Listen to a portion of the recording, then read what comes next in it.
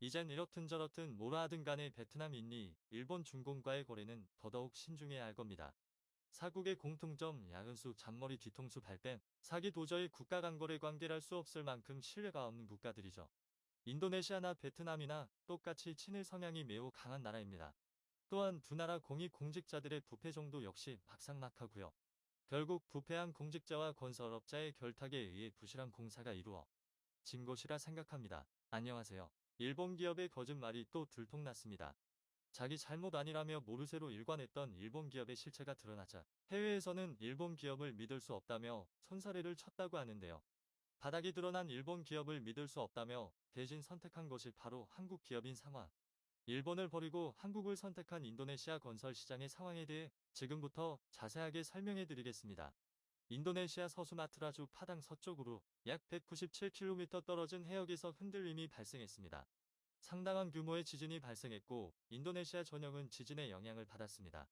불의 고리지대에 놓여있는 인도네시아로서는 오랜만에 찾아오는 큰 지진이었고 많은 주민들은 건물을 붙잡고 지진이 끝나기를 빌 뿐 지진의 속수무책이었습니다. 실제로 이번 지진이 벌어진 후 많은 가옥들과 건물들이 무너지고 상당수의 인도네시아인들이 건물에 묻혀 사상자가 발생하는 등 이번 지진으로 인해 많은 이들이 피해를 입었습니다. 남칼리만탄 주에서 무너진 건물도 지진의 피해를 고스란히 입었습니다. 하지만 피해는 이루 말할 수가 없었죠. 지진은 건물 전체를 폭삭 주저앉게 만들었습니다. 자리 건물은 흔적도 없이 사라졌고 구멍에는 잔해들이 즐비했죠. 남칼리만탄주 반자루군의 4층짜리 건물은 흔적도 없이 사라졌습니다. 신고를 받은 구조대원이 현장에 도착했지만 너무나도 깊게 묻혀 있어 중장비를 동원하지 않고는 피해 인원을 구출하기 어려운 상황이었습니다. 사고의 시신이 발견되었고 9명의 생존자가 발견되어 다행히 병원으로 이송할 수 있었는데요. 유독 이 건물의 피해가 극심한 것을 본 인도네시아 기자는 수상함을 느꼈는데요. 가장 결정적인 것은 사고 보고서에서 등장한 건물이 세워진 지대와 건물의 구조가 도면과 달랐다는 점인데요. 특히 단단한 암석 지대에 세워진 것으로 보고된 건물 초기의 보고서와 현장 감식 결과가 상이한 것이 드러났죠. 이 지대는 이탄지 피틀랜드에 지어진 것으로 밝혀진 것입니다. 나뭇가지나 잎 등 식물 잔해가 완전히 분해되지 않고 장기간에 걸쳐 퇴적된 유기물 토지를 가리켜 이탄지라고 하는데요. 이탄지에 이 건물이 건설된 것입니다. 애초부터 건물을 짓지 말아야 할 곳에 건물을 지어놓은 것이죠. 심지어 건물 설계 당시 기재되어 있던 골조 자재들이 처음 보고서에 적혀있던 골조 자재 성분과 다른 것이 검사 보고서에 드러나면서 수상한 점이 부각되었죠.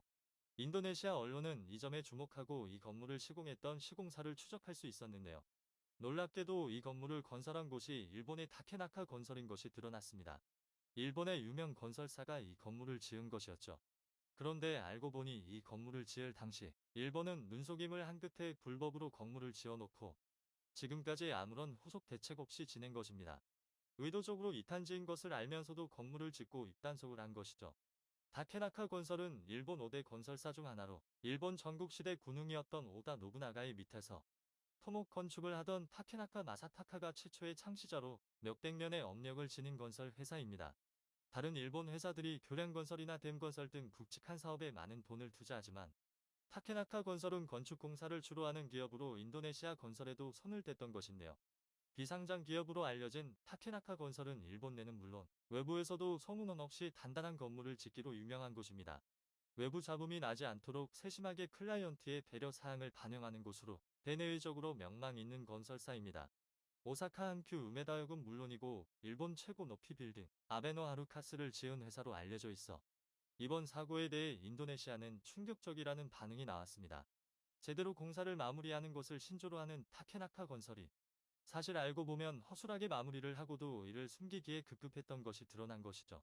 수개월에 걸쳐 인도네시아 언론의 조사 끝에 드러난 사실에 타케나카 건설은 오래된 일이라 기록이 없다고 말하며 하청업체가 아마 작업해서 문제가 발생한 것이라고 둘러대는 모습을 보였습니다. 본사인 일본 회사가 작업을 도맡아서 한 것이 아니라 하청업체인 인도네시아인들이 잘못 공사해서 발생한 일이라는 게 그들의 변명이었습니다. 하지만 이들의 이야기가 변명이라는 것을 인도네시아 언론은 바로 눈치채죠. 인도네시아의 사례는 아니지만 베트남에서 일본은 비슷한 변명을 했습니다. 베트남 권터대교 사건은 베트남 최악의 인재로 기록되었는데요. 이때도 일본 건설사는 비슷한 변명을 늘어놓았습니다.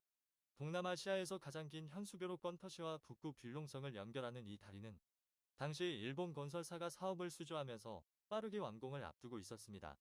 총 길이 2.75km의 교량이 될 예정이었죠. 그러나 교량의 교각 부분이 공사 도중 무너지는 사고를 겪게 됩니다.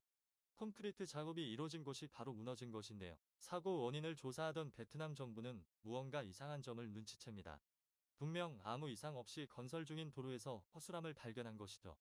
자재가 원래 계약 때 약속했던 자재가 아니었고 한 단계 낮은 품질의 재질이었습니다. 또한 공사의 마감이 허술하게 되어 있는 것을 본 전문가들은 일본 건설 현장에서 볼 수 없는 일이라고 지적했죠. 결국 알아낸 사실은 처참한 현실이었습니다. 바로 주계약사인 일본 건설사들이 하청을 준 것이 드러난 것이죠. 프랑스 VSL사에 하청을 주었고 이 프랑스 VSL사가 또 호찌민시에 있는 빙징사와 건터성에 있는 탕농사에 재하청을 준 것입니다. 연쇄적인 하청으로 제대로 관리 및 검사가 진행되지 않은 것이죠. 일어날 일이 벌어지고 만 것입니다. 다행히도 대교가 완성되기 직전에 벌어진 사고라 민간인 피해가 심하진 않았지만 그럼에도 불구하고 전체 공사 현장이 당초 계약과는 달랐기에 일본 건설에 대한 불신이 빠르게 번졌습니다.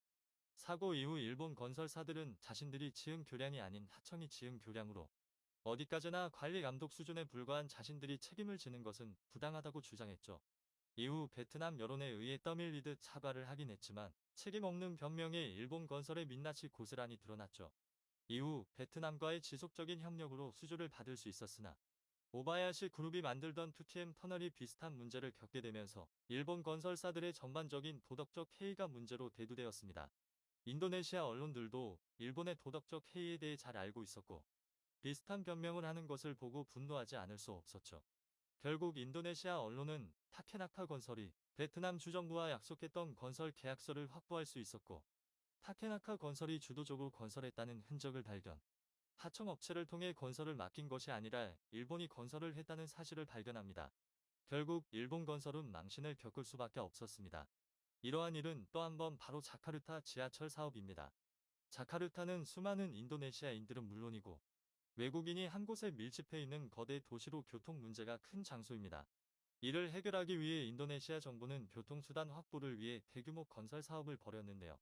자카르타 지하철 사업 역시 시민들의 불편을 해소하기 위해 등장했습니다.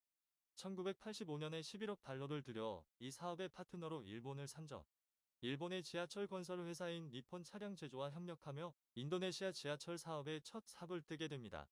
하지만 지하철의 말티 사업은 인도네시아인들에게 실망의 연속이었습니다. 믿고 맡겼던 니폰 차량 제조는 온갖 변명을 하며 건설에 지지부진했습니다. 15.7km 남짓한 길이의 지하철 사업을 완수하는데 무려 28년이라는 시간이 걸렸죠. 그 중간에 사업을 포기하겠다고 나서거나 완수하는데 필요한 돈이 부족하다며 이리저리 핑계를 댄 것은 기본이었죠. 이런 일본 건설사의 기분을 어루고 달래며 완공을 했지만 이 지하철은 온갖 악평의 대상이 되었습니다. 막상 시공이 완료되고 시민들이 이용하려고 보니 너무 오래 공사가 지연된 탓에 게다가 비용 회수를 위해 표값도 비싸게 책정되어 시민들의 원성을 샀죠. 첫 지하철 개방의 상수를 들며 환영했던 인도네시아인들은 오랜 기다림 끝에 이용할 수 있는 시설이 형편없다는 것을 알자 정부를 향해 불만을 털어놓으며 일본 건설사에 대한 원망을 늘어놓았습니다. 반면 한국의 경우 자카르타 도심 경전철 LRT 사업의 후발주자로 등장. 일본보다 불리한 위치에서 수주 전쟁을 시작했는데요. 중국과 스페인 등 다른 차량 업체와의 경쟁을 거쳐 마침내 인도네시아 수주를 딸 수 있게 되었습니다. 그리고 경전철은 인도네시아 시민들의 자랑거리가 될 정도로 성공적으로 그 마무리를 끝낼 수 있었습니다. 자카르타 시민들은 경전철 이용에 만족한 모습을 보였고 인도네시아 정권도 한국 경전철의 완성도에 흡족해했죠. 결국 인도네시아 다음 경전철 사업의 주요 대상자로 한국이 낙점받으며 한국 건설의 위용을 드러냈습니다. 건축하면 한국이 떠오를 정도로 탁월한 실력을 자랑하는 한국건설은 경전철 사업에서도 자기의 기량을 온전히 드러낼 수 있었죠. 한편에서는 일본이 지은 지하철을 폐기하고 한국이 다시 이를 건설할 수 있게 해야 한다고 주장이 나올 만큼 인도네시아에서 한국 경전철이 보여준 결과는 상당한 상황. 한국의 건설에 반한 이는 조코 위도도 인도네시아 대통령도 예외가 아닙니다. 그는 인도네시아 4.0 산업 로드맵을 발표할 당시 대부분의 건설 사업과 실행에 한국이 꼭 참여하길 바란다며 한국 기업의 도움을 요청한 적이 있었죠. 행정도시 이전에도 한국 기술의 도움을 받고 있는 인도네시아 입장에선 한국 건설에 더욱 의존하지 않을 수 없는 상황이고 일본에게 맡겼던 건설 프로젝트를 한국으로 돌리면서 한국이 건설할 류의 붐을 이끌게 되었습니다. 완벽히 몰락한 일본의 건설 그리고 그와 반대되는 한국의 놀라운 건설 실력. 과거와 달리 완전히 상반된 결과를 맞게 된 한국 건설의 발전에 박수를 보내며 앞으로 대한민국이 인도네시아만이 아니라 세계 곳곳에서 건설할 류를 견인하길 기원해 보겠습니다. 시청해 주셔서 감사합니다. 숨어있는 곳곳에서 뜨거운 땀방울 흘리며 일하시는 분들이야말로 대한민국을 빛내시는 애국자들이십니다. 그런 분들이 계시기에 우리나라가 발전을 이루고 있음에 손해를 좀 보더라도 나라의 이미지를 생각해서 해외 건설공사에서 부실공사는 절대 해선 안 된다. 날이 갈수록 코리아가 건설한 건축물은 단 한 건의 사고나 문제도 없었다는 말이 회자될 때 전 세계 대공사는 전부 우리나라 건설업체에 맡겨질 것이다. 그리고 50년 후 세계 최고 건축물 베스트 100은 전부 코리아가 만든 것일 것이다. 오늘도 감사합니다. 최고로 멋진 하루 보내시길 바랄게요.